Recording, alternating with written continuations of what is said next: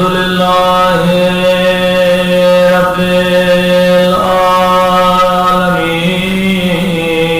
العالمين الحمد لله كما هو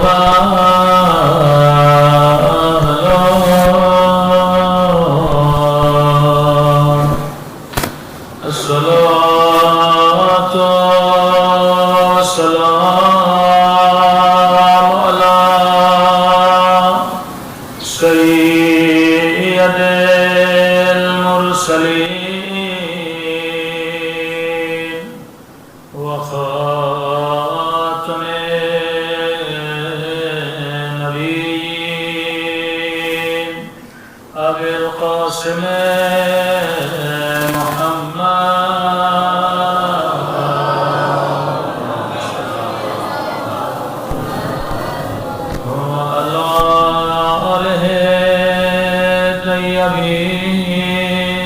الطاهرين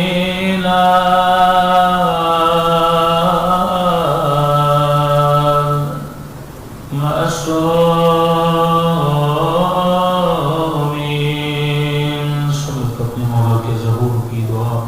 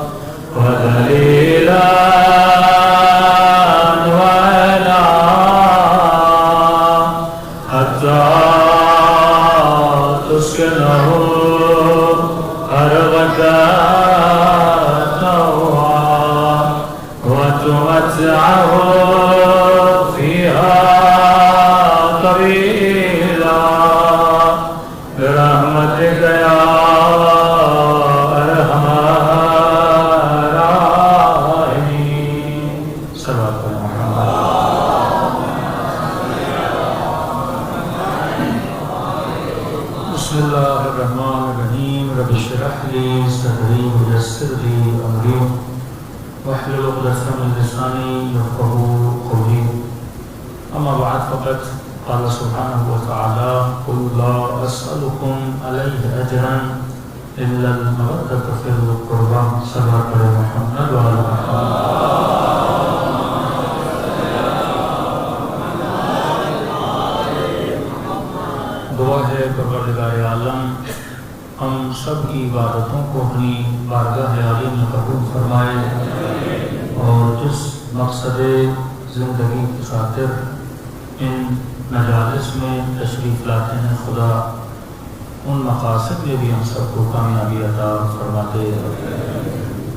کائنات میں ہر شے کے بننے کا کوئی نہ کوئی مقصد ہے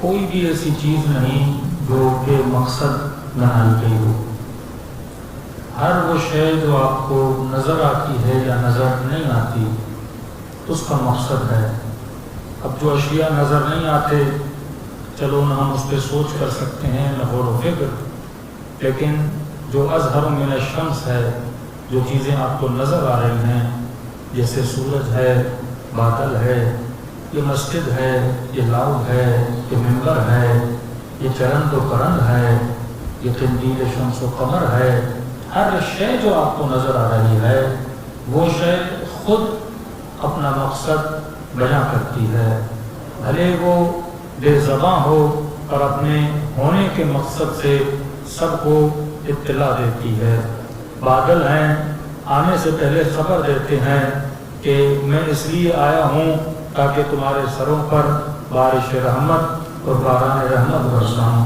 सूरज निकलते ही ये बता देता है कि मैं कायनात को हरारत देने के लिए आया हूँ। हवाएं चलते ही पैगाम देती हैं कि हम तुम्हारे वजूद में ठंडक अता करने आए हैं।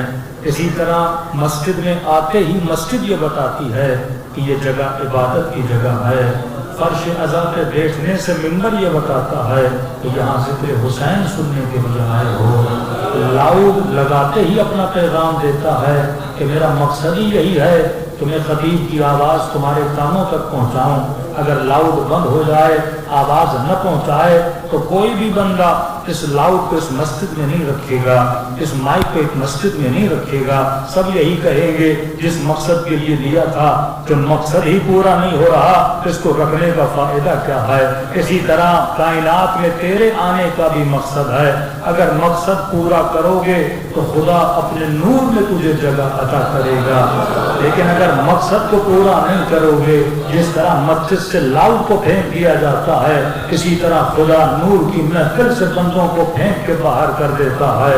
कभी कहा औलियाउल्लाह तो अल्लाह के वली हैं, वो लोगों को जुल्मतों से निकाल कर नूर की महफिलों में लाते हैं।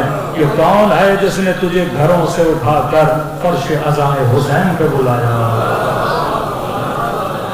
अगर काबिलियत है तो जिंदगी में आने के मकसद को खुद ही तुमने आया करना है, फिर राह दिखाना परवरदिगारे आलम का काम है।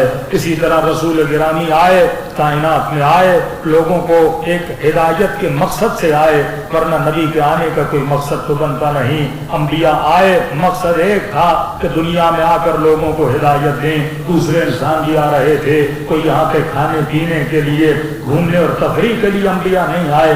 अंबिया के आने का मकसद ये था कि इंसानों को हिदायत अता करें। युज़क्कीहिम व युअल्लिमुहुमुल किताब वल हिकमा, ताकि वो तुम्हारे वजूद का तज़किया करें, तुझे इल्म किताब अता करें। और सिर्फ इल्म किताब नहीं, उस इल्म के साथ तुझे हिकमत भी अता करें। अगर इल्म हो पर हिकमत न हो, ये इल्म इंसान को काजी शुरे बना देता है। इल्म हो पर हिकमत न हो, बंदा दुश्मन अली बन जाता है। इल्म हो और हिकमत न हो, हमेशा कहता हूँ दुनिया को तबाह जाहिलों ने नहीं किया, दुनिया को तबाह बेहिकमत आलिमों ने किया है। एटम बम किसी जाहिल ने नहीं बनाया था, बम किसी जाहिल ने नहीं बनाया था, बंदूक और गोली किसी जाहिल ने नहीं बनाई थी, ये हथियार किसी जाहिल ने नहीं बनाए, आलिम ने बनाए थे। और आलिम में जब हिकमत न हो तो एक एटम बम फेंक के दुनिया की आबादियों को तबाह और बर्बाद कर देते हैं। मतलब अगर ओहदा, अगर ताकत, अगर हुकूमत किसी जाहिल को मिल जाए तो लोगों की जिंदगी तबाह हो जाती है। लेकिन अगर यही को मिल जाता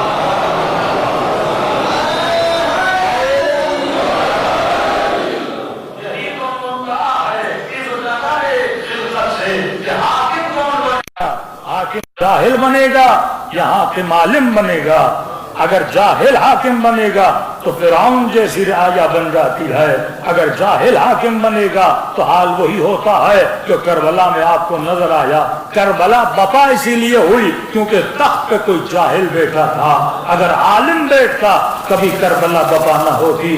तौहीन तब होती है जब कोई जाहिल हाकिम बनता है। अगर आलिम हाकिम बने तो कभी तौहीन नहीं होती। काबे की दीवारों को गिराया तब गया जब कोई जाहिल हाकिम था।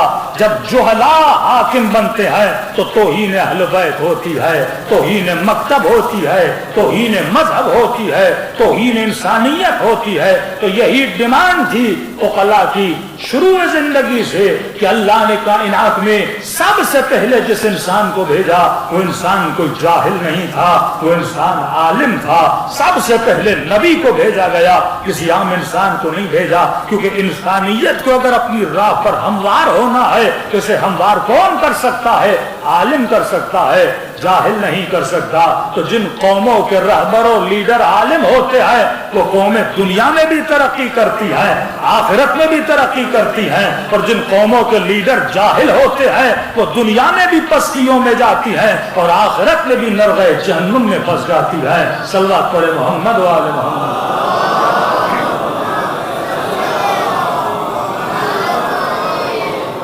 अब مسئلہ یہ ہے کہ خدا علماء تو بھیجتا رہا، کبھی محمد کی صورت میں، کبھی علی کی صورت میں، کبھی حسن کی صورت میں، کبھی حسین کی صورت میں، کہ 12 امام جتنے آئے، کوئی بھی مکتب اہل سنت کا بندہ یہ انکار نہیں کر سکتا کہ ان سے بڑا کوئی عالم نہیں تھا، کیونکہ مکتب اہل سنت کا کوئی ایسا امام نہیں جس نے یہ اعلان نہ کیا ہو کہ اگر 2 سال نہ ہوتے تو نعمان ہلاک ہو جاتا۔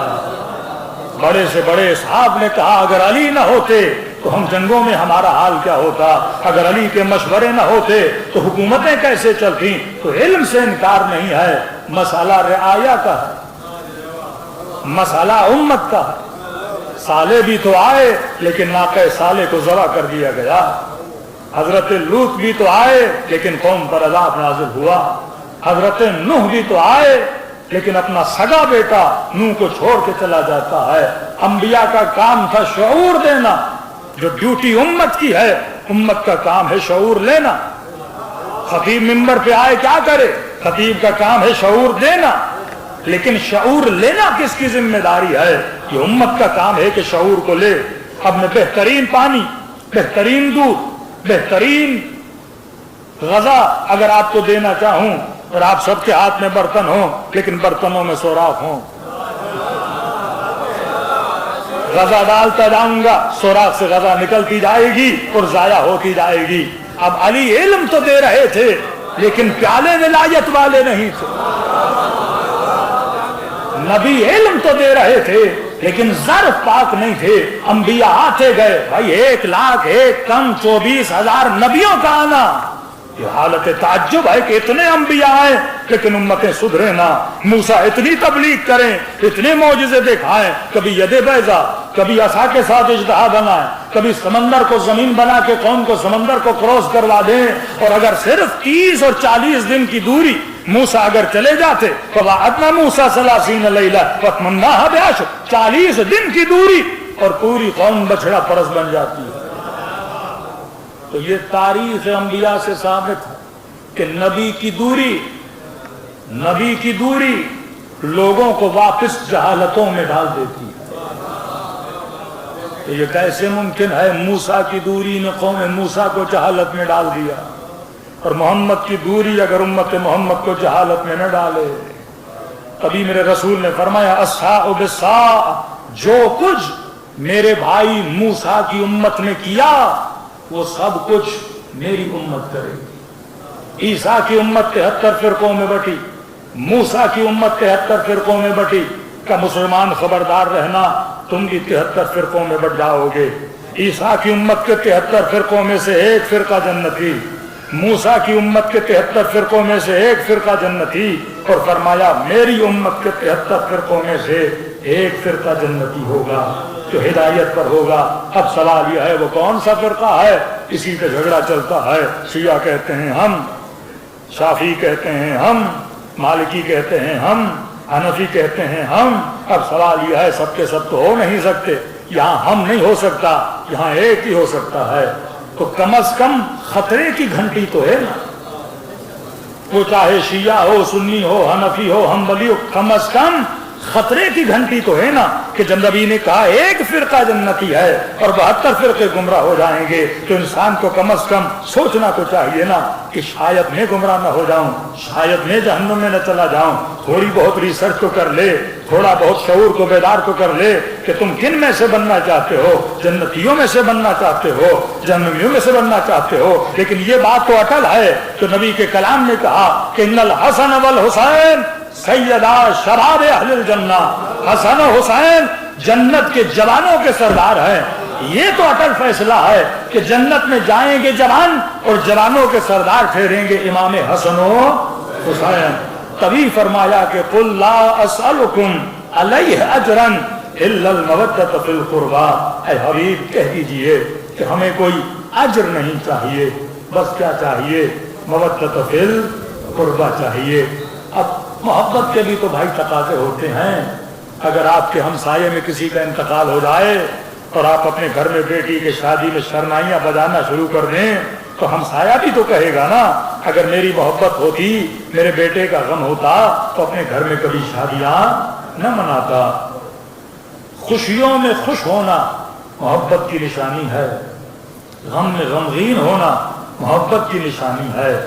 اگر آپ کسی سے محبت کرو گے، واللہ یہ ایک نیچرل افیکٹ ہے، اس میں شیعہ سنی اور مسیحی اور کرسچن اور ہندو کی بات نہیں ہے، آپ جس سے بھی محبت کرتے ہو اس کے غم میں غمگین ہو جاتے ہو، اس کی خوشیوں میں خوش ہو جاتے ہو۔ تب امام سے پوچھا کہ مولا آپ کے شیعہ کون ہیں؟ امیر المؤمنین فرمایا ہمارے شیعہ وہ ہیں جو ہماری خوشیوں میں خوش ہوتے ہیں، ہمارے غموں میں غمگین ہوتے ہیں۔ تبھی محبت کے تقاضے کو مد نظر رکھتے ہوئے جب جب آل رسول کے گھروں میں خوشیاں تھیں تو ہم نے خوشیاں منائی، جب ان کے گھر میں فرش عزا بچھتا ہے تو ہم بھی فرش عزا بچھاتے ہیں۔ لیکن ایک سوال جنم لیتا ہے، اتنے سال گزر گئے اب بھی غم ایسے کیوں مناتے؟ شہدائے بدر کا غم ایسے نہیں منایا جاتا، شہدائے احد کا غم ایسے نہیں منایا جاتا۔ دوسرے امام ہیں جو دنیا سے چلے گئے، جس شہید کے شہید ہونے پہ عام الحزن نام رکھا گیا، سید الشہداء جناب حمزہ، اس کا غم ایسے نہیں منایا جاتا۔ غم حسین میں ایسی کون سی چیز ہے کہ ہر سال غم امام حسین منایا جائے؟ کسی بھی شہید کے غم کو اس طرح نبی نے یاد نہیں کیا جس طرح حسین کے غم کو یاد کیا۔ کسی بھی شہید کے شہید ہونے سے پہلے اس کی شہادت کی خبر ایسے نہیں دی جیسے رسول نے حسین کے آنے کی خبر دی۔ بی بی ام سلمہ کو مٹی کا دینا اور بتانا جب کربلا میں میرا نواسہ شہید ہوگا تو یہ مٹی خون آلود ہو جائے گی۔ کسی بھی امام کے روزے کی سرزمی کی مٹی پر سجدہ کرنے کا وہ ثواب نہیں ہے جو خاک کربلا کا ہے، نہیں ملتا۔ ائمہ تو اور بھی ہے نا، حسین ابن علی کی خصوصیت ہے جو نبی نے بھی خصوصیت دی، جس خاک کو خاک شفا بولا گیا۔ کسی بھی امام کی زیارت اس طرح نہیں وارد ہوئی جس طرح امام حسین کی ہوئی۔ زیارت اربعین امام حسین مخصوص اہل بیت نے زیارت کو پڑھا ہے۔ کسی بھی امام نے بیمار ہوتے کسی کی قبر کے لیے جملے نہیں کہے جو امام حسین کے لیے کہے۔ کہ راوی کہتا ہے امام ہادی جب بیمار ہوتے تھے ایک بندے کو بلایا، اسے پیسے دیے اور کہا کہ جا کربلا میرے جد حسین کے روزے کے نیچے جا کر مجھ امام کے لیے شفا کی دعا کر۔ کہ مولا یہاں سے اٹھ کے جاؤں وہاں کیوں؟ فرمایا تحت قبۃ الحسین، حسین کے قبے اور روزے کے پیچھے مانگی ہوئی دعا کو خدا کبھی رد نہیں کرتا۔ کسی کی قبر کا ثواب اتنا نہیں جتنا امام حسین کی قبر کا ثواب ہے۔ کہ ابن عباس سے منقول رسول خدا فرماتے ہیں جب شان امام حسین بیان کرتے ہیں اس کے بعد شہادت کا واقعہ اس کے بعد فرماتے ہیں یہ وہ قبر ہے جس کی زیارت کا ثواب 70,000 عمروں کے برابر ہے۔ یہ وہ قبر ہے جس کے ارد گرد ڈیلی تقریباً روزانہ 30,000 ملائک اس قبر پر نازل ہوتے ہیں۔ کسی کی وہ شان بیان نہیں کی۔ ہر نبی جب کربلا سے گزرا ہے کسی نے کسی تکلیف سے دو چار ہوا ہے۔ حدیث کے جملے حضرت ابراہیم جب سرزمین کربلا سے گزر رہے تھے تو کہیں پہ پاؤں اٹکا اور اٹکنے کے بعد زمین پہ گرے اور گرنے کے بعد سر زمین کربلا پہ لگا اور ابراہیم کے سر سے خون جاری ہوا۔ تو انبیاء کو جب کوئی تکلیف آتی تھی تو انبیاء محاسبہ کرتے تھے، کیونکہ خدا کسی مومن کو ایسے تکلیف نہیں دیتا۔ تکلیف اگر مومن کو آئے تو یقیناً اس کی کوئی خطا تھی، اس کا کوئی گناہ تھا، یا امتحان الہی ہے یا مصیبت ہے۔ مصیبت دو طرح کی، یا گناہوں کی وجہ سے یا کسی کے مقام کو بلند کرنے کے لیے اللہ ابتلاء مسائل میں کرتا ہے تاکہ اس کا مقام اور آخرت میں بلند ہو۔ اسی وقت جناب ابراہیم نے آواز بلند کی، پروردگارا کیا ابراہیم سے کوئی خطا ہوئی ہے؟ کہ ابراہیم گرے اور سر سے خون بہا۔ پروردگارا آواز ابراہیم، یہ وہ سرزمین ہے جہاں آخری نبی کے نواسے کے گلے کو ذبح کیا جائے گا، اس سرزمین پہ خون رہے گا۔ تو ہم نے چاہا کہ اس خون میں تو بھی سبقت لے لے کہ اگر حسین کا خون لے رہا ہے تو ابراہیم کے خون کے چند قطرے اس سرزمین پہ بنے۔ موسیٰ چلے تو پاؤں میں چوٹ آئی. رسول گرامی علی ابن ابی طالب کتنے ائمہ ملتا ہے کہ بڑے بڑے بزرگان جب اس سرزمین سے گزرتے تھے, یہاں تک کہ ملتا ہے جب یہ قافلہ 2 محرم کو اس سرزمین پہ پہنچتا ہے تو بی بی زینب یہ جملے کہتی ہیں کہ حسین بھیا میں اپنے من کو بھاری محسوس کر رہی ہوں, ایک عجیب مصیبت کے آثار میرے من میں آ رہے ہیں. اس وقت امام حسین بتاتے ہیں بہن زینب یہ وہی سرزمین ہے جہاں میرا قبر شہید کر دیا جائے گا, جہاں میرا عسکر شہید کر دیا جائے گا. کبھی کسی کی محبت کو اس طرح واجب نہیں کہ یہ قرآن کی آیت ہے, قُلْ لَا أَسْأَلُكُمْ عَلَيْهِ أَجْرًا إِلَّا الْمَوَدَّةَ فِي الْقُرْبَى. اے امت محمد اگر ان سجدوں کا بدلہ دینا چاہتے ہو, اگر مسجدوں میں آج تزانوں کی آوازیں بلند ہیں, یہ احسان تیرے اوپر مصطفیٰ کا تھا, تجھے نجاستوں سے, جہالتوں سے, بت پرستیوں سے نکال کر ہدایتوں کی دنیا اور میدان میں لا کر کھڑا کر دیا.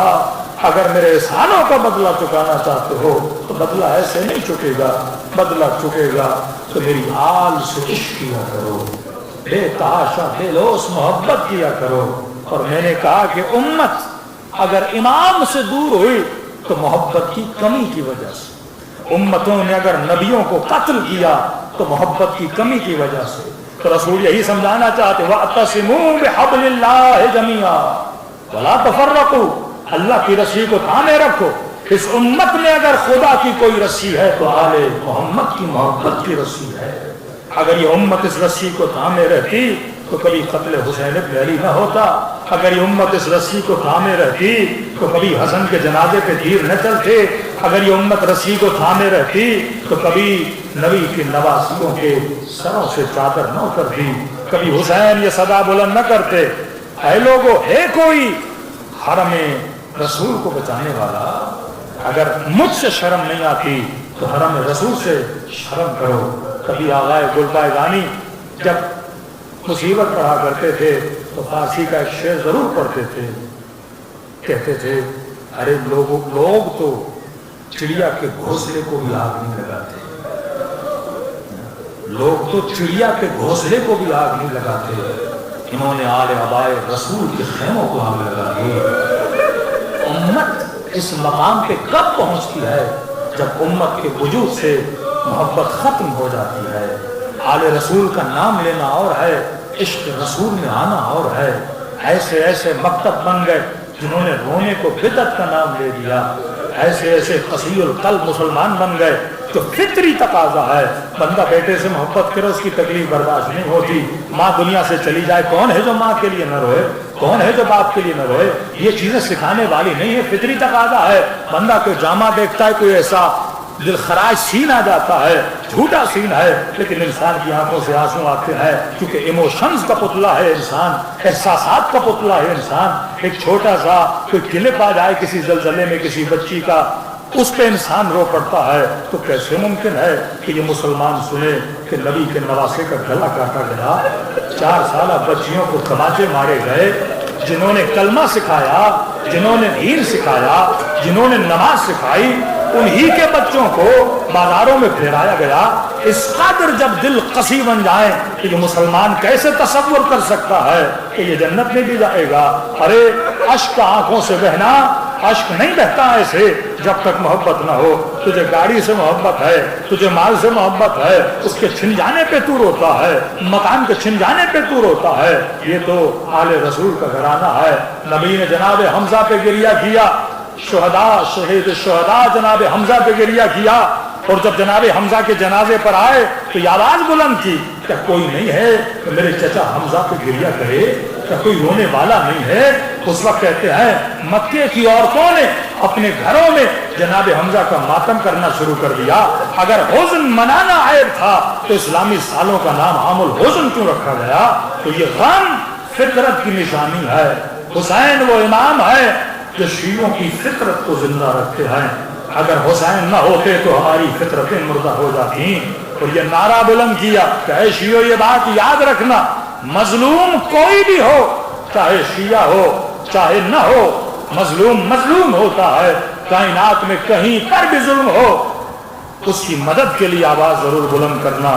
فلسطینی ہم مذہب نہیں تھے لیکن کیونکہ مسلمان تھے سب سے زیادہ فلسطین کے لیے اگر کسی نے آواز اٹھائی ولی کے چاہنے والوں نے اٹھائی۔ بوسنیا کے مسلمان شیعہ نہیں تھے لیکن کیونکہ مسلمان تھے سب سے زیادہ اگر کسی نے آواز اٹھائی اہل بیت کے چاہنے والوں نے اٹھائی۔ فرمائے کونوا للظالم خصما وللمظلوم عونا، ظالم کے لیے اگر آواز بلند نہیں کر سکتے کم از کم دلوں میں نفرت ضرور رکھنا، اس کے چہرے سے محبت نہ کرنا، اس کے اعمال سے محبت نہ کرنا، اس کی رفرات سے محبت نہ کرنا۔ وللمظلوم عونا، اور جہاں جہاں مظلوم نظر آئے کم از کم اس کے لیے آواز تو بلند کیا کرو۔ ہاتھ سے مدد نہیں کر سکتے، مال سے مدد نہیں کر سکتے، کم از کم آواز بلند کیا کرو۔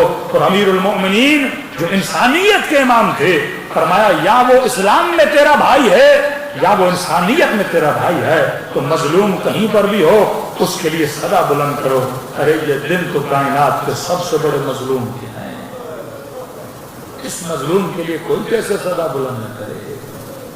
اور یاد رکھیے ان دنوں میں غم منانے کا طریقہ بھی یاد رکھیے۔ آج کل میڈیا اور سوشل میڈیا کی وجہ سے زیادہ تر عزاداریاں آرٹیفیشل بنتی جا رہی ہیں۔ وہ جو پہلے ایک احترام ہوتا تھا، ایک ادب ہوتا تھا امام حسین کا، منانے کا طریقہ، لوگ اوپر جگہ پہ نہیں سوتے تھے، محرم میں چارپائیاں الٹی کر دیتے تھے، زمین پہ سویا کرتے تھے۔ ہمیں یاد ہے ہمارے دادا مرحوم جب محرم آتا تھا تو نئی قمیص کوئی نہیں، وہی پرانے کپڑے ان کو کالا رنگ کر کے پہنا کرتے تھے۔ لیکن آج واقعاً محرم ایک فیسٹیول بن چکا، آنے کی تیاریاں ایسے ہوتی ہیں، بازاروں میں کالے کپڑے آ جاتے ہیں، خواتین میں کالے کپڑوں کی نئی نئی ڈیزائنیں آ جاتی ہیں۔ یہ کوئی عید کا فنکشن نہیں ہے، یہ قتل حسین کے دن ہے۔ یہ وہ دن ہے جس میں 4 سالہ بچی کا کرتا جلایا گیا، جس میں مولا زین العابدین کا امامہ جلایا گیا۔ روایات ہیں معصومی کہ رلاؤ، رونا نہیں آتا، رونے جیسی شکل بناؤ۔ غم اگر وجود میں ہو تو وہ چہرے پہ نظر آتا ہے۔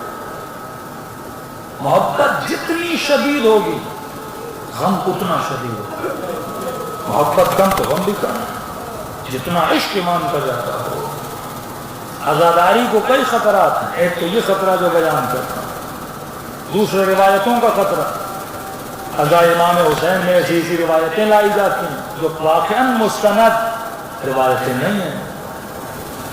تیسری چیز انسان یہ قدر جانے کہ ذکر حسین سننے کی فضیلت کتنی ہے اور ذکر کرنے کی فضیلت کتنی ہے۔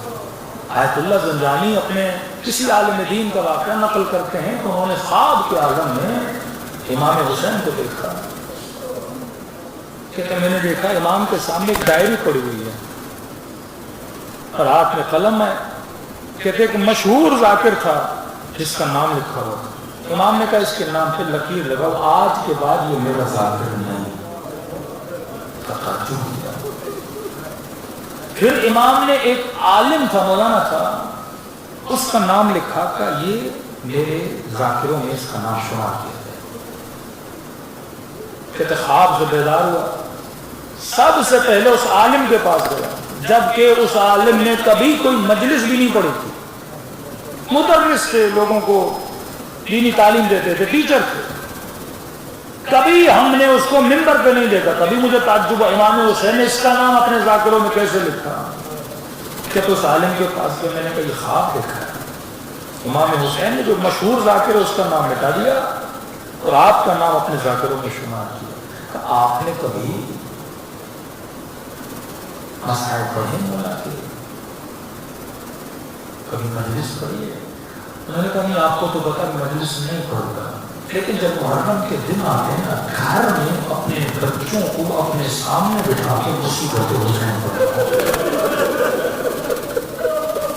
یہ خود پڑھنا اس کا اتنا ثواب ہے۔ زیادہ نہیں، 4-5 بچے جو گھر میں ہیں میرے، کیونکہ فضیلت اتنی ہے، کون اس فضیلت سے خود کو محروم کرے؟ تو اپنے بچوں کو بٹھاتا ہوں جو جملے مصیبتیں امام حسین کے پڑھتا ہوں تاکہ میرا شمار ہی ذاکرین ہے امام حسین. وہیں پہ کہتے ہیں اس ذاکر کے پاس گیا جو بڑی عزاداری اور ذاکری کرتا تھا. میں نے کہا یہ میں نے خواب دیکھا ہے. گزارو خطاب ہونے لگا کہ امام نے آپ کا نام مٹا دیا ہے. اس نے کہا کہ ذاکری امام حسین میں میرا گزر سفر نہیں ہو رہا تھا لہذا 6-8 مہینے ہو گئے میں نے ذاکری چھوڑ دیے کہیں پہ نوکری کر رہا ہوں. ذکر امام حسین نے چھوڑ دیا. خود آیت اللہ العظمہ محمد رضا ذوالفقارانی حالانکہ مجتہد تھے پر خطیب نہیں تھے نا. ان کی بھی عادت تھی جب درس دیتے تھے طلبہ بیٹھے ہوتے تھے درس کے آخر میں 2 جملے 3 جملے مصیبت امام حسین کو پڑھا کرتے تھے. اتنی فضیلت ہے ذکر امام حسین. دل امام رضا کے سامنے مصائب کے چند جملے پڑھتے ہیں. جب جانے کو دل آتا ہے امام حسین درہموں کی صورت میں سونے کی صورت میں ہدیہ بھی دیتے ہیں. اس کے بعد کہتے ہیں دیبل اور کچھ چاہیے تو بولو. مولا مال دنیا کی اتنی طلب نہیں ہے. ایک گزارش اگر آپ پوری کر دیں بول دیبل تو ذاکر ہے میرا. تم نے حسین کے مسائل پڑھے تم نے بابا کے مسائل پڑھے. تم نے نام محمد اور آل محمد کو لوگوں کے بیچ میں بلند کیا ہے. یہ سلوگن بنانا شعار بنانا اس کی بڑی فضیلت ہے. کہ مولا بس فکر ہے کہ مرنے کے بعد قبر میں کیا ہوگا. اگر ہو سکے اپنا پہنا ہوا ایک کرتا مجھے عطا کریں تاکہ مر جاؤں تو وہ کپڑا جو آپ نے پہنا ہے میرے ساتھ رکھا جائے تاکہ عذاب قبر سے بچ پاؤں. پھر امام رضا نے اپنا پہنا ہوا کپڑا دیبل کو عطا کیا. دیبل کہتا ہے مدینے میں اس کپڑے کے اتنے ٹکڑے ہوئے کہ ہر شخص آتا تھا اس کپڑے کا ایک ٹکڑا مجھے دے دو تاکہ یہ قبر میرے لیے شفا بن جائے. آیت اللہ العظمہ مرعشین جفی وصیت کی کہ وہ خاک شفا جس پر میں نے سجدے دیے اور تہجد میں حسین ابن علی پہ گریہ کیا اس خاک شفا کو میرے کفن کے ساتھ رکھا جائے. یہاں تک وصیت کی وہ رومال جس میں محرم سفر دعاؤں کے گریے میں نے جمع کیے ہیں اس رومال کو بھی میری قبر کے اندر رکھا جائے. کہ علماء کا عقیدہ تھا خدا ایک بھی آنسو امام حسین کے غم میں گرا ہوا ضائع نہیں کرتا. کبھی میرے چھٹے ماں فرماتا ہے مومن اے مجلس میں آنے والے ابھی ذاکر نے مسائب پڑھے نہیں پڑھنا چاہتا ابھی تو رویا نہیں رونا چاہتا ہے. فرمایا تم سب کے سروں کے پیچھے میری دادی زبر کھڑی ہو جائے اور دعا کی بھی ہاتھوں کو بلند کرتے ہیں خدا یہ میرے حسین کا عزادار ہے. میں زہرا اس سے راضی تو بھی اس سے راضی ہو. خوش نصیبی کا مقام ہے آج خاتون جنت کی زبان پر آپ کا نام ہے. کبھی کسی مومن نے شکوہ کیا مولا سے مولا آپ کا عاشق ہوں آپ کی زیارت کا طلبگار ہوں تو کیا کروں. فرمایا خلوص دل سے مجھ حسین کو سلام کیا کرو خدا اس سلام کے صدقے میں تجھے زیارت حسین کا ثواب عطا کرے گا. مولا پتہ کیسے چلے کہ ثواب زیارت ہوا کہ نہیں. فرمایا جب سلام کرو اور نہ چاہتے ہوئے تیری آنکھوں سے آنسو نکل آئے یہ مت سمجھنا یہ تیرے آنسو ہیں کہ حسین نے تجھے تیرے سلام کا جواب دیا ہے. وہ دلوں میں بستے ہیں وہ آنکھوں میں بستے ہیں. چہرے انور تو تب نظر آئے گا جب روح اس بدن سے نکلے گی. اس وقت قدر کرو گے ان گزرے ہوئے لمحوں کی تو مسجدوں میں امام باڑوں میں گزری دلوں کو کربلا کی طرف روانہ کریں. سلام کریں اپنے مولا کی مظلومیت اور دعا کریں خدا ہم سب کو ثواب زیارت حسین نصیب کرے. कम अज कम 10 दिन मुहर्रम की जिंदगी अता करे, ताकि जिंदगी के एक और साल में अशर मुहर्रम करके जाएं और अपने नाम अमाल को मोहब्बत और मवद्दत अहल बैत से मुनव्वर फरमाएं। जिनको सलाम आता है मेरे साथ पढ़ें, जिनको नहीं आता नाम हुसैन तो सबको आता है, कम अज कम नाम हुसैन बुलंद आवाज़ से अस्सलाम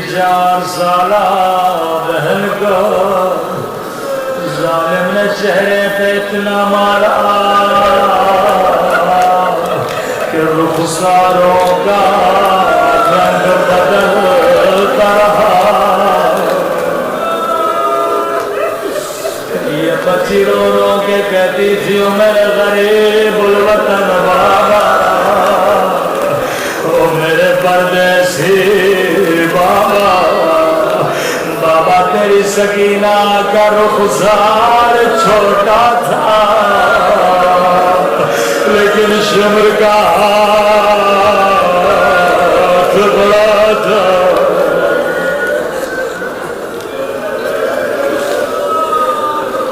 کبھی کسی نے میرے چھوٹے امام سے کہا اگر کوئی صاحب اولاد ہو وہ کبھی بچوں کو تماچے نہیں مارتا. مولا کیا شمر کی کوئی بیٹی نہیں تھی؟ امام نے کہا صاحب اولاد تھا. کہا مولا پھر سکینہ سے اتنی دشمنی کیوں؟ فرمایا دشمنی سکینہ سے نہیں تھی، دشمنی مجھ زین العابدین سے تھی، دشمنی میری پھپھی زینب سے تھی. کہ اگر کوئی تجھے تکلیف دینا چاہے، زیادہ دینا چاہے، وہ تجھے نہیں مارے گا، تیرے سامنے تیرے بچے کو مارے گا. کہ جب جب میرا دل دکھانا تھا یہ میرے سامنے میری سکینہ کا تماچے مارتا تھا. جب جب زینب کا دل دکھانا تھا.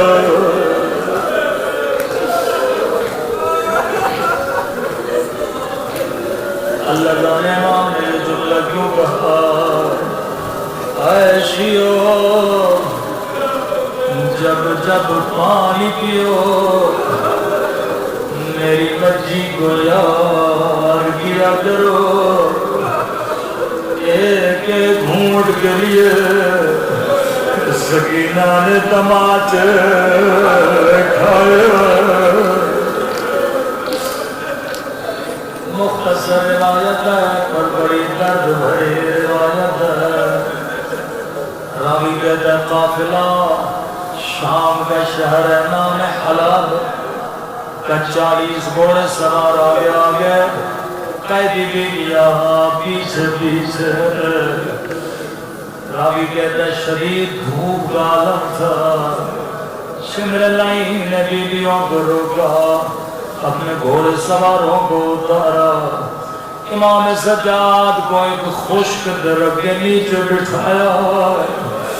راوی کہتا ہے سید کی گردن میں لوہے کا دور تھا، ہاتھوں میں زنجیر، گردن میں زخم پڑ گئے تھے. دھوپ لوہے کو گرم کرتی تھی،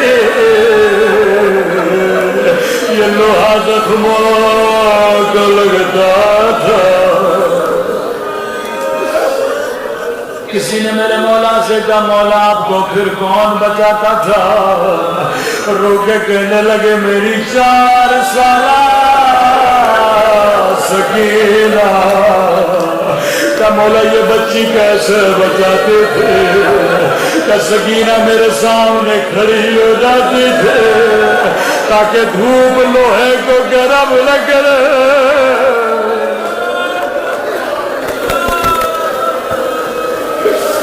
رو کے کہتی تھی میرا بھائی میرا بھائی. میرا بابا بھی مارا گیا، میرا چچا عباس بھی مارا گیا. راوی کہتا اتنے میں شمر لئی نے پانی کا مشق لیا، اپنے گھوڑے سواروں کو پانی پلانے لگا. خدا کسی پیاسے کو پانی نہ دکھائے. بچی کی نگاہ مشق میں پڑ گئی. آہستہ سے کہا بھیا سجاد مجھے بڑی پیاس لگی ہے، اگر اجازت دو میرے سے پانی مانگو. امام نے فرمایا سکینہ یہ بڑا ظالم ہے، تجھے پانی نہیں دے گا، لیکن چلی جا کہ قیامت کے دن یہ نہ کہے بچی نے مانگا نہیں تھا. اب ننے قدم اٹھا دیا، بابا کے قاتل کے قریب جاتی ہے، کہتی ہے شمر تھوڑا پانی دے دے، مجھے خدا کی قسم ہے اگر کہتا سکینہ پانی نہیں دوں گا یہ بچی دوبارہ نہ مانگتے، لیکن لئی نے کوئی جواب نہ دیا۔ راوی کہتا اپنے سپاہیوں کو پانی پلاتا رہا، 40 سپاہیوں نے پانی پی لیا، لیکن حسین کی بچی اب تک پیاسی ہے۔ راوی کہتا ہے بچی چل چل کے تھک گئے، ایک مرتبہ زمین پہ بیٹھ گئے، کہتی ہے شمر سب کو پانی پلا دے، آخر میں مجھے تھوڑا پانی دینا۔ اب سنیں گے لئی نے کیا ظلم کیا، جب سپاہیوں کو پانی پلایا اب مشک لے کے بچی کے قریب آیا، بچی نے ہاتھوں سے چلو بنایا، مجھے تھوڑا پانی دے۔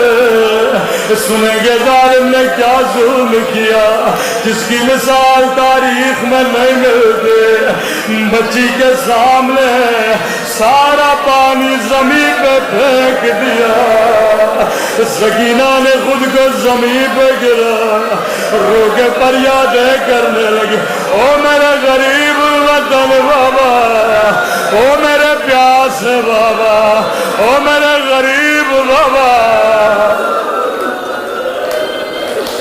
بابا شمر نے وہ ظلم کیا جس کی مثال تاریخ میں نہیں ملتے۔ لعنت اللہ علی القوم الظالمین۔ پروردگارا تجھے سکینہ کی پیاس کا واسطہ، مومنین کے مال ناموس اور جان کی حفاظت فرما۔ پروردگارا تجھے غربت حسین کا واسطہ، جس نے مومنین زندان میں انہیں رہائی عطا فرما۔ ان گنہگار آنکھوں کو جن میں آنسو ہیں، ان آنکھوں کو حجت خدا فرزند زہرا کی زیارت نصیب فرما۔ ہم سب کو قبر و قیامت میں شفاعت حسین نصیب فرما۔ ہم سب کو عاقبت میں خیر